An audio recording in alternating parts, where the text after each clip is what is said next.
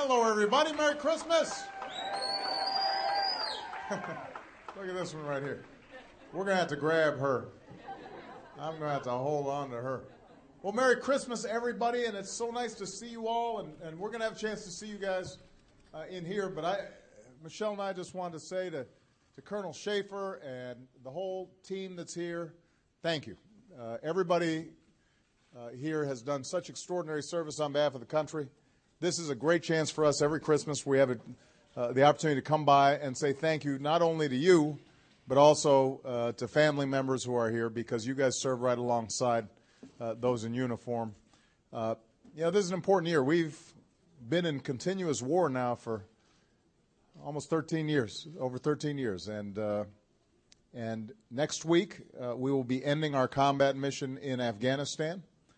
Obviously, because of the extraordinary service of the men and women in the American armed forces, Afghanistan has a chance to rebuild its own country. We are safer. It's not going to be a source of terrorist attacks again. And we still have some very difficult missions around the world, including in Iraq. We still have folks in Afghanistan helping Afghan security forces. We have people who are helping deal with Ebola in West Africa. Obviously, we've got folks stationed all around the world. But the world is better. It's safer. It's more peaceful. It's more prosperous. And our homeland is protected because of you.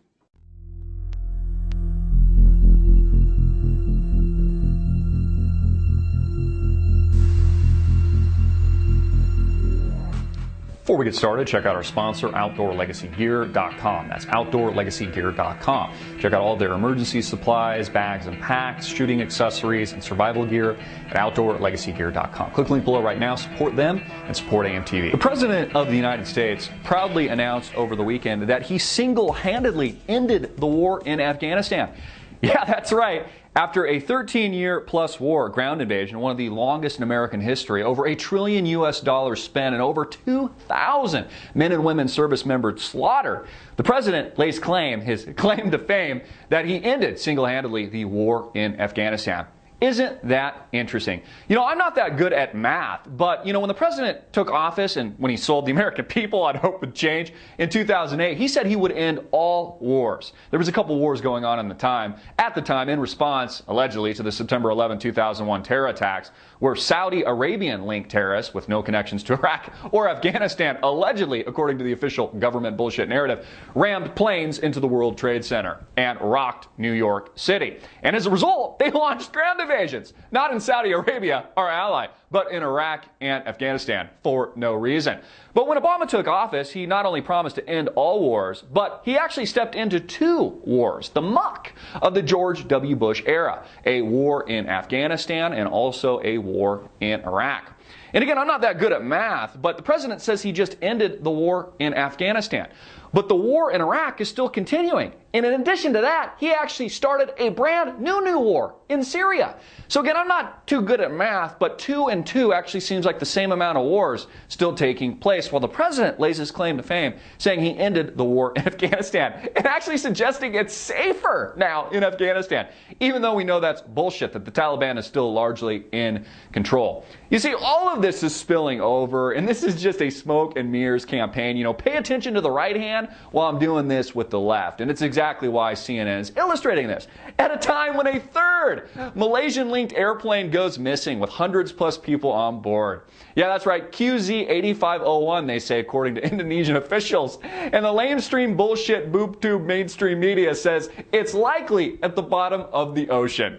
Yeah, that's right, they have no evidence to prove it. There's not a shred of evidence, for example, to prove that MH370 actually crashed, even though it dramatically veered off course and then just got lost on radar. Same thing with QZ8501, which I actually think has the potential of being found, but I haven't found it yet. Those pesky, indestructible black boxes, they can triangulate you and me via our cell phones to the precise hair on a gnat's ass via GPS, but they can't find these planes.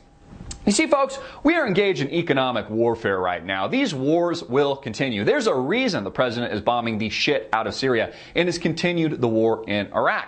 It's also why there's been escalated tensions in the Ukraine, because we, folks, here in the United States of America are at war against Vladimir Putin and the Russian government.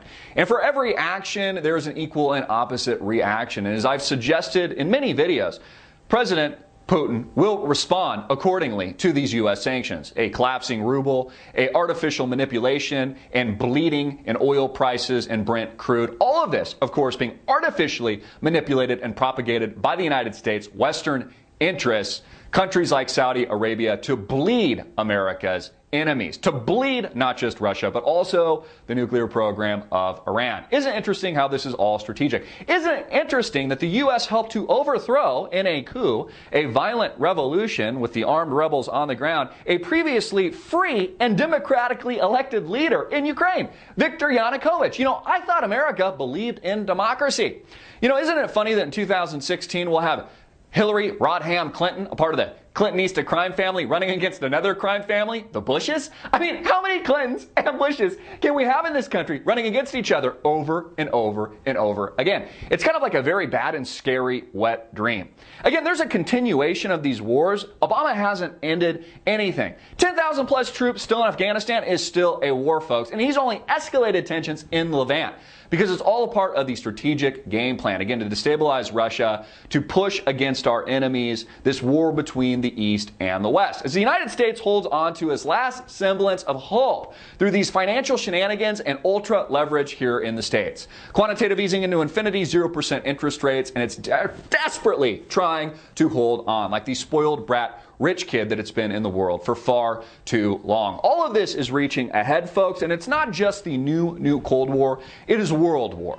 The President of the United States and Vladimir Putin head to head. And it's all happening and occurring in your lifetime. I'm Christopher Greene. Get this video out everywhere, make it viral, hard-hitting it in your face, and click the link below to support our sponsor.